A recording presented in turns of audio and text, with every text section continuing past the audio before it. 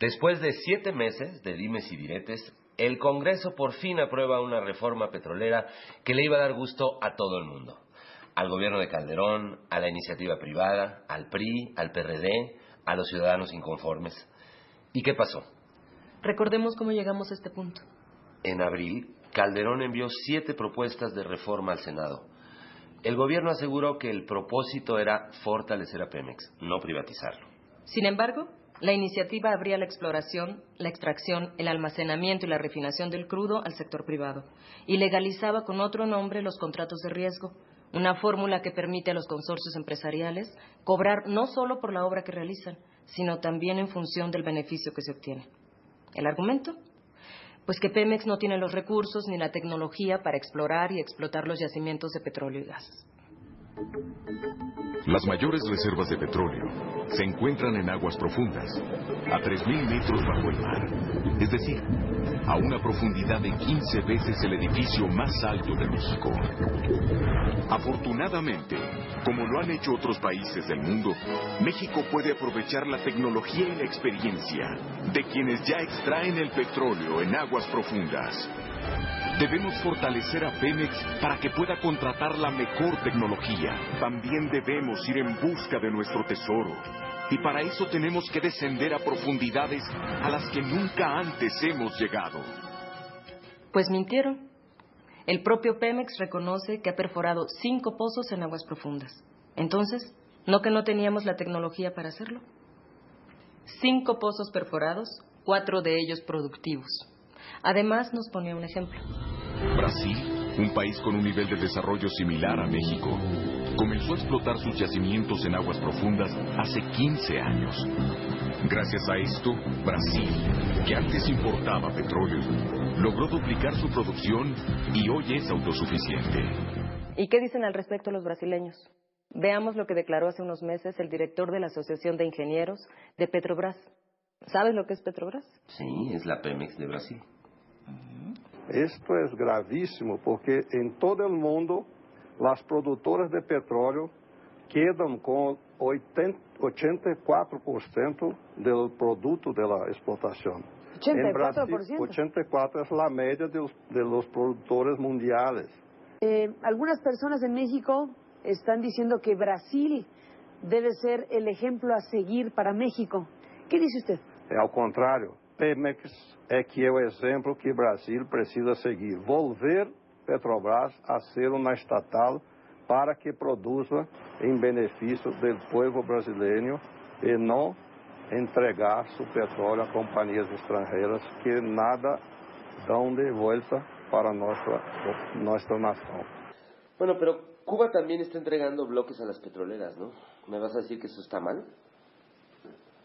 Mira lo que dice un alto funcionario de Petrobras, la empresa brasileña de hidrocarburos. ¿Qué ocurre en Brasil? Em primeiro lugar, há uma abertura, uma mudança, um cambio na Constituição e depois uma lei que regulamentou que foram muito malas para Brasil, para o povo brasileiro, para Petrobras. ¿Por qué? Porque se abriu las licitações de lotes de produção de petróleo para empresas estrangeiras que não investiram nada, não exploraram nenhuma área e agora compram lotes que Petrobras corrió los riesgos, investiu durante años, más de 50 años. No, pues sí está tremendo. Y si quieres ver qué pasa cuando las empresas se adueñan de la industria petrolera nacional, ahí está el caso de Argentina. Argentina es un caso único en el mundo y en América Latina.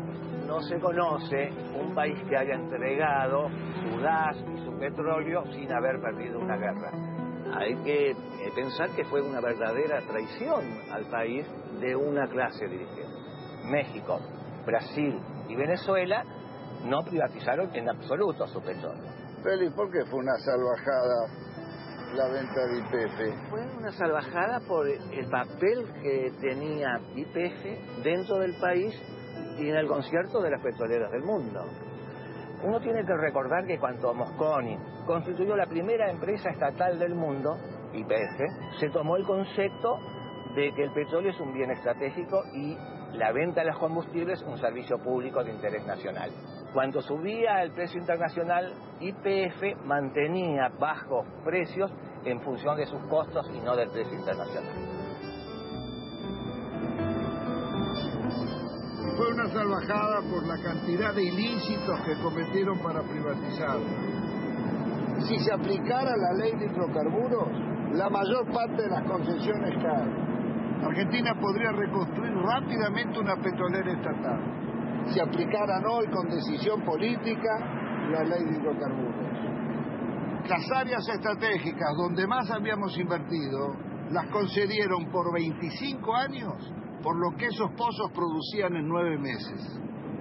El remate fue tan grosero que Menem mismo se llevó las acciones a Nueva York para venderlas. A 19 pesos una acción que costaba 38 y 350 millones de acciones por 19 pesos tenés la estafa del país.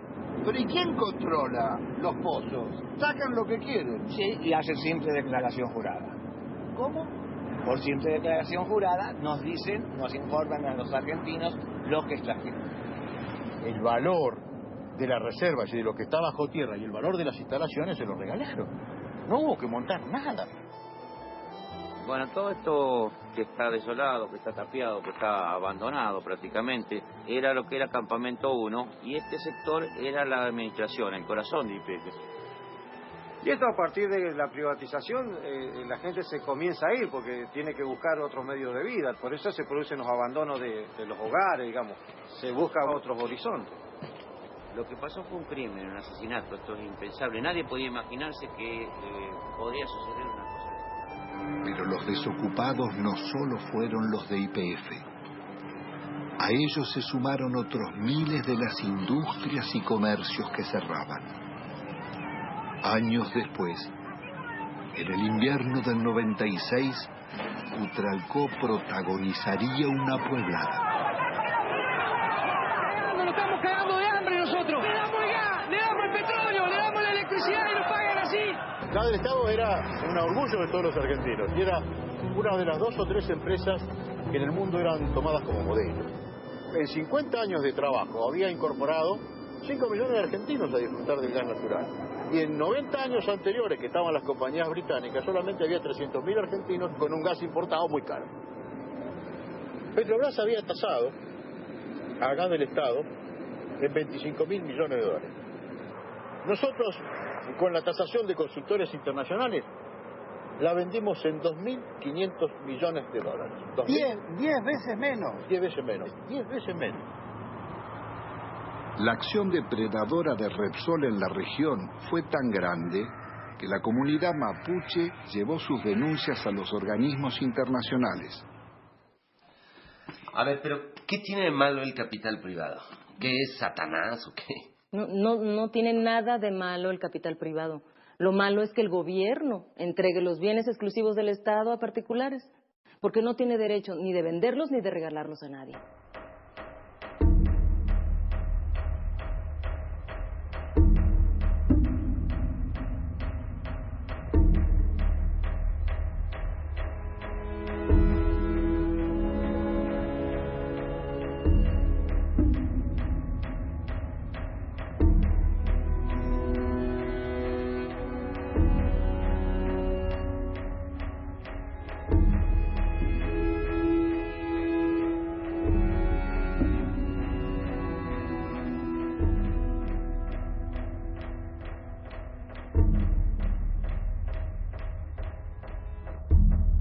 Después de las primeras protestas y la toma de las tribunas del Congreso, el PRI y el PAN terminaron por aceptar que se abriera un debate. Al final, los opositores a la reforma organizaron una consulta ciudadana, en la que votaron más de 2,5 millones de ciudadanos. El 84% se manifestó en contra de la iniciativa de Calderón.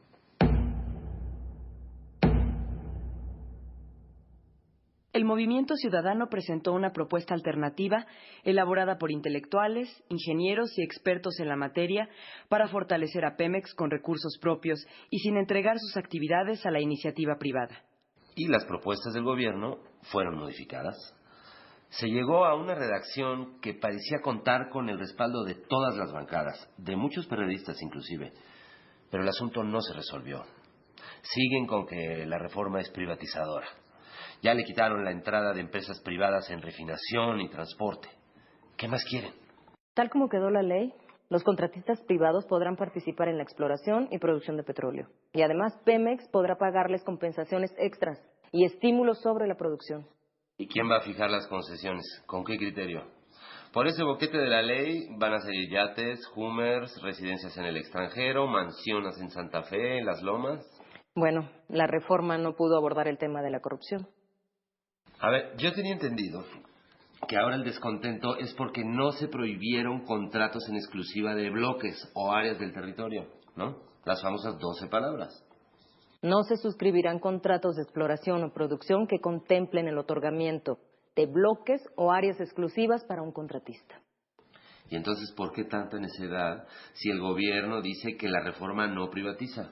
Que casi todos estuvieron de acuerdo, además, pero ahora salen con que no les gustó. El problema es que sin esa prohibición lo que se pone en riesgo también es la soberanía nacional, porque cualquier compañía podrá obtener pedacitos del territorio y tener control sobre una parte del país.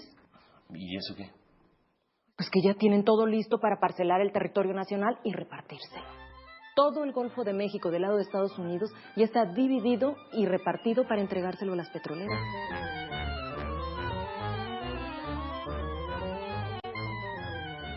Aquí solo están esperando la entrada en vigor de la reforma.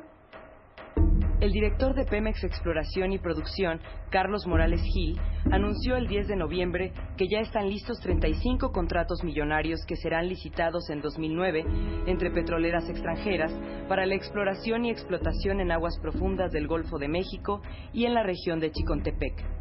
Están contempladas para estos contratos Statoil Hydro, Chevron, Nexen, Shell, ExxonMobil, Maersk y British Petroleum. La petrolera estadounidense Halliburton proyecta la explotación de miles de pozos en México como ya se hace en Estados Unidos. Según información de Pemex, del lado estadounidense hoy existen 1,000 campos de explotación de gas y petróleo, mientras en nuestro país apenas funcionan 50. En 10 años, según Halliburton, la zona del Golfo de México se verá así. Todos esos puntos estarán en manos extranjeras. Lo curioso es que la mayor parte no estarán en aguas profundas, sino en tierra y en aguas bajas, donde Pemex es líder mundial en explotación. Desde agosto de 2007, el gobierno mexicano firmó un acuerdo de cooperación energética con Estados Unidos y Canadá. Así, México se compromete a garantizar el abasto de petróleo y gas a Estados Unidos, sin tomar en cuenta el interés nacional y nuestra seguridad energética. La entrega de bloques no está permitida en la Constitución, pero ya desde 2003, Felipe Calderón, como secretario de Energía, entregó 8 bloques de nuestro territorio nacional a empresas extranjeras para la extracción de gas. Fueron 50,000 kilómetros cuadrados en la región de Burgos, dentro de los estados de Coahuila, Nuevo León y Tamaulipas. Del lado mexicano, el gobierno tiene listos 100 lotes de 5,000 kilómetros cuadrados cada uno. Estamos hablando de la 1/4 parte del territorio nacional en el Golfo de México. Para que me entiendas, cada bloque es del tamaño de Aguascalientes o de Colima. Ese es el verdadero tesoro de las aguas profundas. No, pues sí está cañón. ¿Y quién crees que va a vigilar a las transnacionales en el mar abierto? ¿Quién va a contar los barriles de petróleo que extraigan? ¿A quién le van a rendir cuentas ExxonMobil, Repsol, Shell y todas esas empresas poderosísimas que hacen y deshacen gobiernos? Pues a nuestro gobierno, ¿no? Si no, ¿para qué está? Pero las compañías extranjeras van a ser dueñas y soberanas del territorio que se les conceda. Y sus gobiernos se van a sentir con el derecho de intervenir en México para defender sus intereses.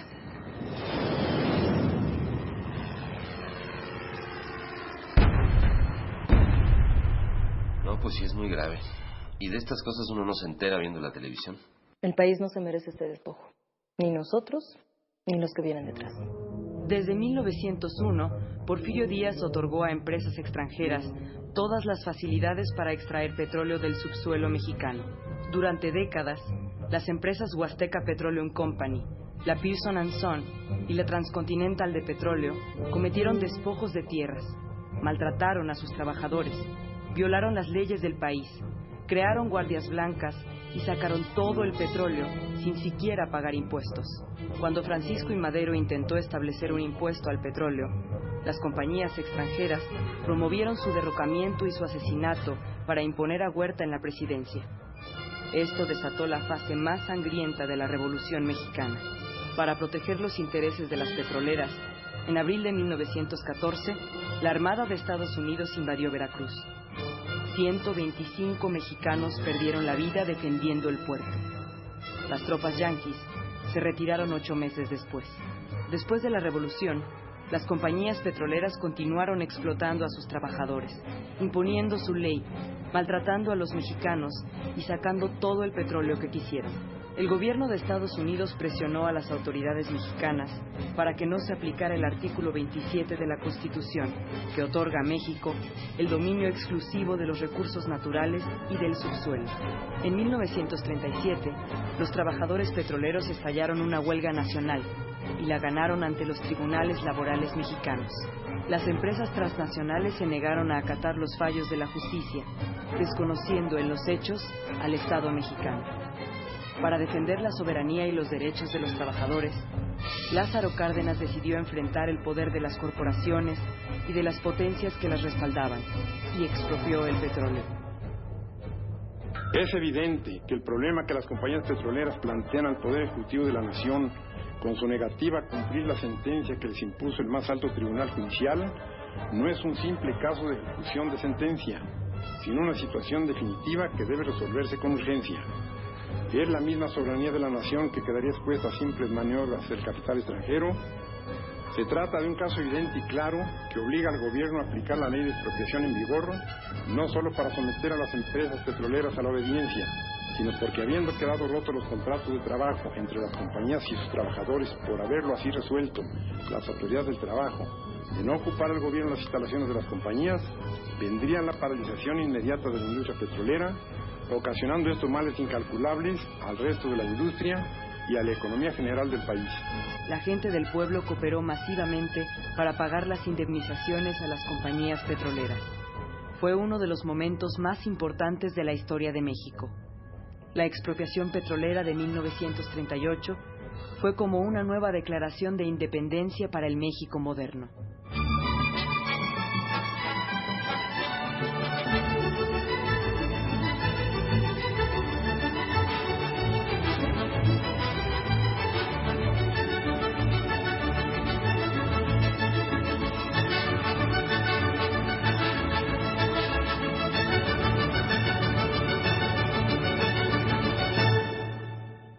Exactamente 70 años después de la expropiación del petróleo, estamos ante la misma disyuntiva que el México de Lázaro Cárdenas.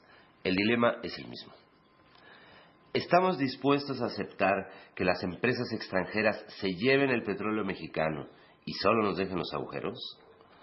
¿Estamos dispuestos a aceptar que el país se convierta en una enorme franquicia de las transnacionales? ¿Estamos dispuestos a negar la memoria, a negar la historia y a negarles el futuro a las generaciones que siguen? Todos tenemos la palabra.